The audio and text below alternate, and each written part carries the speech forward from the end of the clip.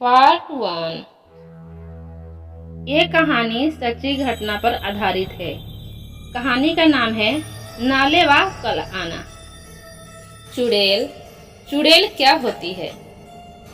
बता सकता है तुम में से कोई क्या होती है यह चुड़ैल? मैंने अपने दोस्तों से पूछा। मुझे याद है यह उस दिन की बात जब हम दोस्त मिलकर पूस की रात में जलते हुए अलाव के आगे बैठे हुए थे। हवा इतनी ठंडी चल रही थी कि हड्डियों तक गल जाए। वो तो उस अलाव का सहारा था जो ठंड का तनिक भी एहसास नहीं होने दे रहा था। साथ में जलते हुए अलाव से आती जलती हुई लकड़ियों के जड़ जड़ाने की आवाज हमारे कानों को चिढ़ती हुई हमें डराने की कोशिश कर रही थी, पर हम मिलकर सुबह होने का इंतजार कर रहे थे और यह रात कैसी भी कट जाए इसलिए हम बातें करके अपना समय व्यतीत करने लगे।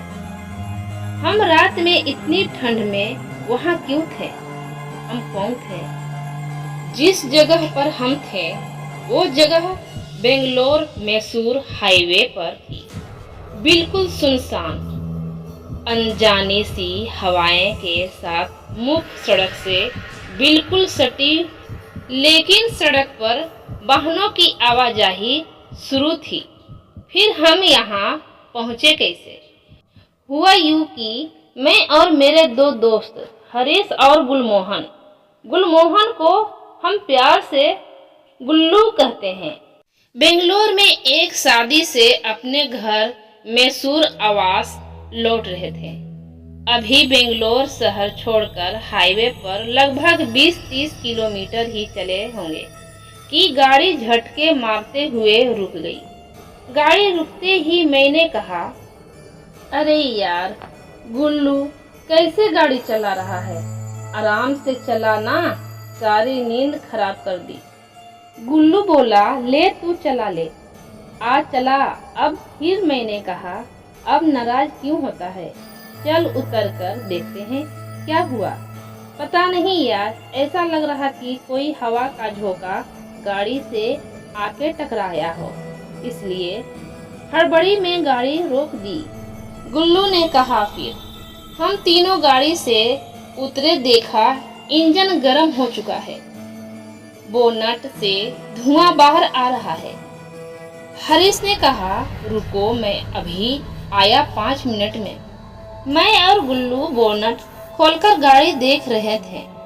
तभी हरीश ने डिक्की में से पानी की बोतल निकाली और बोला, ये लो ठंडी करो गाड़ी को। हरीश की आवाज बैठी हुई और भराई सी थी। ये उसकी बचपन की समस्या थी।